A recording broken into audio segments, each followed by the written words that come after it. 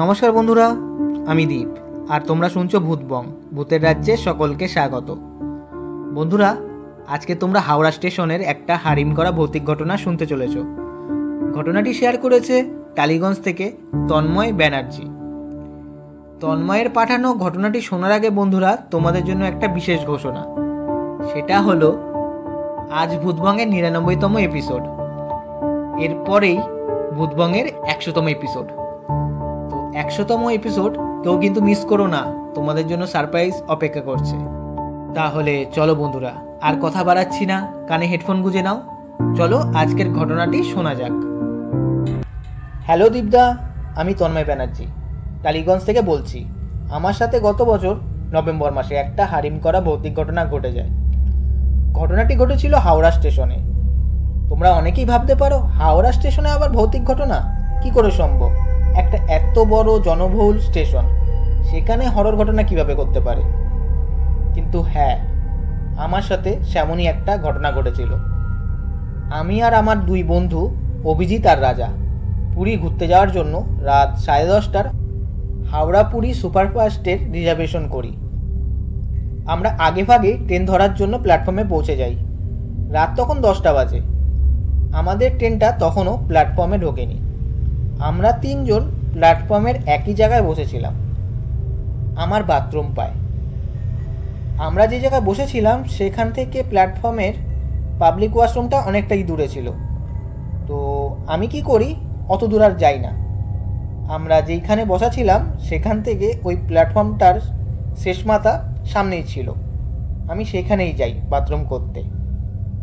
সেই জায়গাটা একটু অন্ধকারচ্ছন্ন, প্ল্যাটফর্মের আলো হালকা হালকা আসছে। সেই জায়গাটায় অনেক নোংরা আবর্জনা ফেলা ছিল। নোংরা জায়গা বলেই আমি সেখানে বাথরুম করছিলাম। প্রথমে আমি খেয়াল করিনি, কি অন্ধকারে দেখতে পারিনি জানি না। বাথরুম করতে করতে হঠাৎ লক্ষ্য করি একটা লোক ওই নোংরা জায়গায় পেছন ঘুরে বসে কি যেন খাচ্ছে। প্রথমে লক্ষ্য করিনি বলে একটু চমকে যাই আর বলি, কে আপনি, এখানে কি করছে? লোকটা ঘাটটা ঘোরায় আর আমাকে বলে, বিরক্ত করিস না, এখান থেকে চলে যা। অনেকটা গম্ভীর গলায় বলে।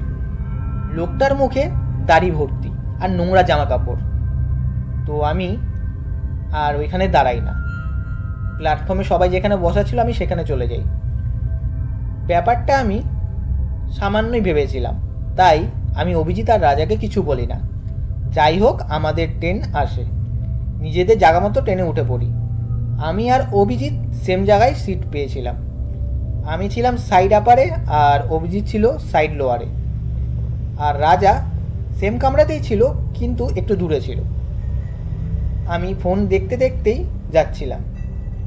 অভিজিৎ দেখি ট্রেনে ওঠার কিছুক্ষণ পরই ঘুমিয়ে পড়ে। ট্রেন খড়গপুর আসে, অনেক প্যাসেঞ্জার ওঠে। ট্রেন খড়গপুর স্টেশন ছাড়ার 15-20 মিনিট পর আমার ঘুম ঘুম পাচ্ছিল একটু। তো ঠিক করি বাথরুম করে এসে ঘুমাবো। তো যেই নিচে নামতে যাব, তখন দেখি সেই লোকটা যাকে সেই নোংরা জায়গায় দেখেছিলাম, সে অভিজিতের পায়ের সামনে বসে। আমি যেই অভিজিতের নাম ধরে ডাকবো বা চিল্লাবো, আমার মুখ দিয়ে কোনো আওয়াজ বেরাচ্ছে না। সেই লোকটা তারপর ওইখান দিয়ে চলে যায়। তারপর আমার মুখ দিয়ে কথা বেরোয়, অভিজিৎকে ডাকি। অভিজিৎ উঠে পড়ে। আমি নিচে নামি। অভিজিৎকে বলি, তোর পায়ের সামনে একজন লোক বসা ছিল, খেয়াল করেছিস? অভিজিৎ বলে, কোথায় বসা ছিল? আমি তো ঘুমিয়েছিলাম। হঠাৎ না একটা খুব বাজে গন্ধ বেরাচ্ছিল, সেই নোংরা জায়গায় যেমন গন্ধ ছিল ঠিক তেমন। অভিজিৎকে বলি, তুই কিছু গন্ধ পাচ্ছিস? ও বলে, হ্যাঁ, একটা কি বাজে গন্ধ আসছে। যাই হোক, ওকে আর কিছু বলি না, এমনিতেই ঘুমের ঘোরে ছিল, ওকে বলা বেকার। একাই যাই বাথরুম করতে। খালি একই কথা চিন্তা ভাবনায় আসছিল, লোকটা ট্রেনে এলো কিভাবে, নাকি আমার চোখের ভুল। তো বাথরুম করে নিজের জায়গায় ফিরি। শোয়ার জন্য রেডি হচ্ছিলাম। ট্রেনটা কত দূর সেটা ফোনে দেখে আমি যে চোখটা বন্ধ করব, সেই সময় আমার চোখ যায় বাথরুমের দিকে। দেখি সেই লোকটা বাথরুমের সামনে দাঁড়িয়ে। স্পষ্ট সেটা দেখলাম বাথরুমে ঢুকে গেল। আমি না এবার সত্যি ভয় পেয়ে যাই। আমার ব্যাপারটা অস্বাভাবিকই মনে হচ্ছিল। অভিজিৎকে যে ডেকে বলবো চল ওঠ বাথরুমে দেখতে যাই লোকটাকে, কিন্তু আবার চিন্তা করলাম না, ওকে আর ডাকা যাবে না, একবার ঘুম ভাঙিয়েছি, আবার ভাঙালে ঝাড় খাবো। তো আমি চোখ বন্ধ করে ঘুমিয়ে পড়ি। ঘুম তো আসছিলই না, সেই একই কথা চিন্তা ভাবনায় আসছিল। তারপর কোন সময় আমি ঘুমিয়ে পড়েছি জানি না। রাত তখন 2:30। কে যেন আমার হাত ধরে জোরে জোরে টানছে। আমার ঘুম তাতে ভেঙে যায় আর হুড়মুড়িয়ে উঠি। দেখি অভিজিৎ। আমি কটা গালাগালি দিই ওকে, বলি এইভাবে কেউ ডাকে ঘুমের ঘরে? ও আমার সাথে ইয়ার্কি মারছিল, বলে আর কত ঘুমাবি, এবার ওঠ। আমার তো মুড পুরো গরম হয়ে যায়, খুব রাগ হয়, ঘুমটা নষ্ট হয়ে গেছে। ফোনটা আবার ঘাটা শুরু করি। ওইদিকে দেখি অভিজিৎও ফোন ঘাটছে। আমার আবারও চোখ যায় সেই বাথরুমের দিকে। দেখি সেই লোকটা ওইখানে দাঁড়িয়ে। আমি সঙ্গে সঙ্গে অভিজিৎকে বলি, ভাই ওই দেখ লোকটা। অভিজিৎও টাকায় আর বলে, হ্যাঁ কি হয়েছে লোকটা তো? আমি বলি চল তো যাই লোকটার কাছে, কি ব্যাপার ওনার। আমি যেই নামতে যাব দেখি লোকটা গেটের দিকে আড়াল হয়ে গেল। আমি আর অভিজিৎ যাই সেইখানে, আর গিয়ে দেখি লোকটা সেখানে নেই। আমার কথা তো বাদই, অভিজিৎ নিজে ভয় পেয়ে যায়। লোকটা কোথায় গেল, হঠাৎ গায়েব। দুজনের মুখ পুরো শুকিয়ে যায়।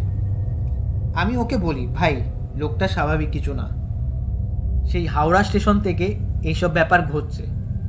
তখন অভিজিৎ বলে, আগে কেন ব্যাপারটা বলিসনি?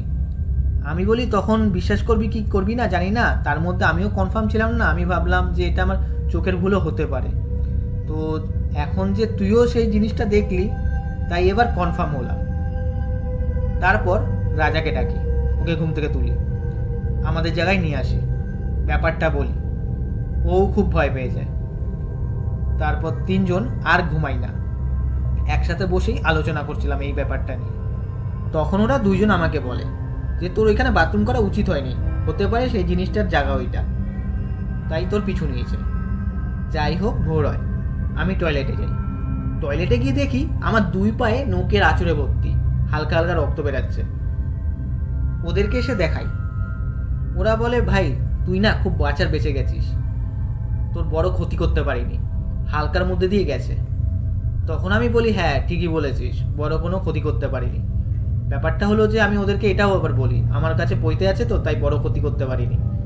কারণ আমি বাবার ঠাকুরদার কাছে শুনেছি যে পইতে থাকলে নাকি কোনো অশরীরী বা কোনো নেগেটিভ জিনিস কোনো বড় ক্ষতি করতে পারে না। তো সেই কারণেই হয়তো আমি সেদিন বেঁচে গিয়েছিলাম। তো দীপদা, এই ছিল ঘটনা।